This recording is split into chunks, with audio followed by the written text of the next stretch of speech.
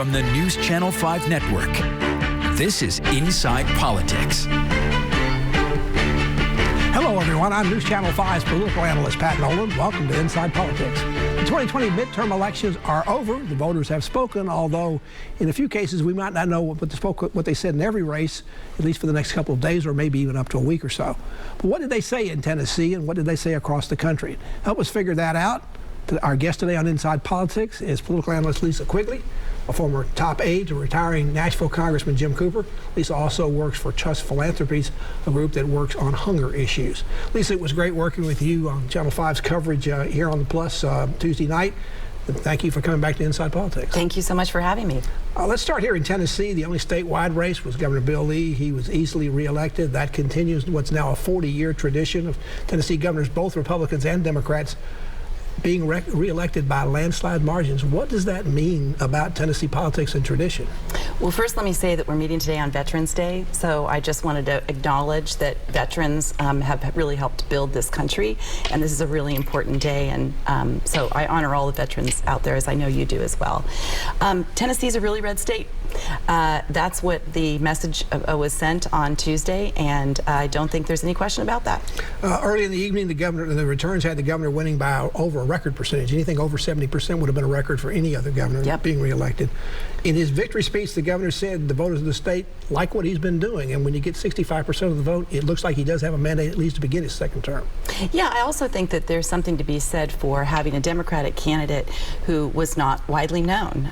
Dr. Jason Martin was a very good candidate, is a great guy, really knowledgeable, a physician, but he certainly didn't have the resources to be able to make himself known in a statewide race. The governor was unopposed in the primary. He ran a very low-key campaign up until about the last month. He did a statewide bus tour the last week, and he spent over $2 million, it looks like, on television the last month.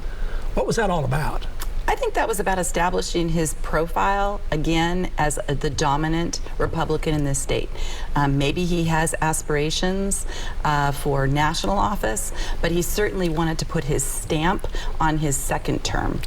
The Governor Lee got over 1.1 million votes. That's second most ever for a re-elected governor. Phil Bredesen got 1.2 million, a little bit more than that 16 years ago.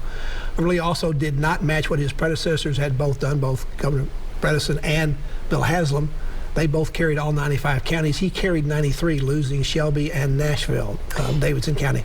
What does that mean about the strong divisions we see in this state, at least for those two counties versus the rest of the state? I think the divisions that we see in this state are very similar to the divisions that we see in other states. What you see in Texas, when you have Austin, Houston voting Democratic, not voting Republican. In this state, and in Davidson County in particular, you know, we vote 2/3, 1/3 Democrat to Republican. So I wasn't at all surprised to see Governor Lee not carrying Davidson nor Shelby. In contrast to what happened in Memphis and Nashville, there were numerous counties across the state where Governor Lee defeated Dr. Martin by more than 80% of the vote.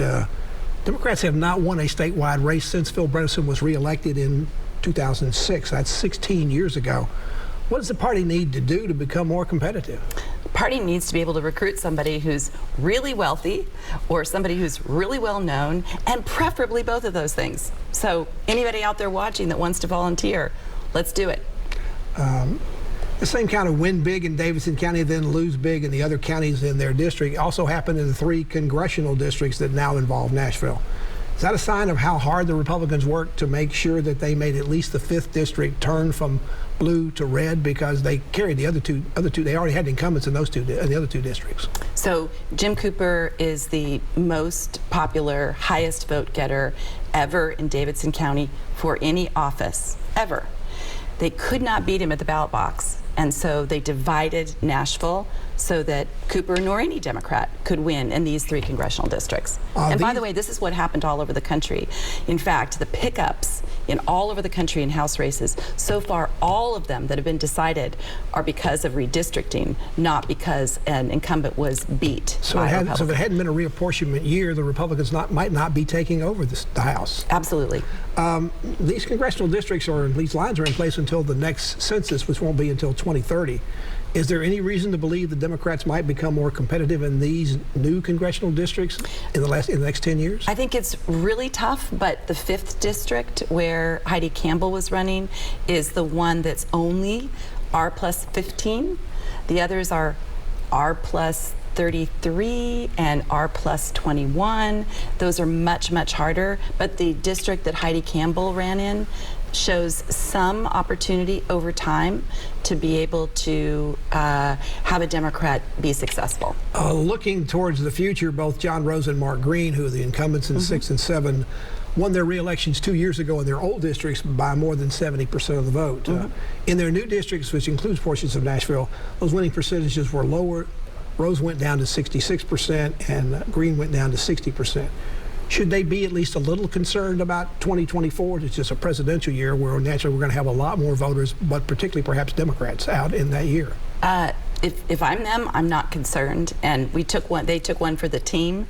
They have districts that will not allow them to win by 60, 65, 66% of the vote, but they have very comfortable margins really for the next decade. Should Congressman-elect Andy Ogles, the former mayor of Murray County, should he be concerned about what's going to happen in the Davidson County part of his district? Because in 2024, there will be for sure a lot more Democrats voting because it's a presidential year. There will. Maybe twice as many, maybe 3 times as many that voted this time.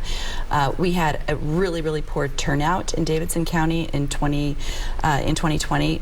Much lower than 2018, the last midterm election. You have to go all the way back to 2014 to have comparable numbers. You worked for several years in a congressional office. How important are those offices within the district in terms of establishing good congressional constituent services?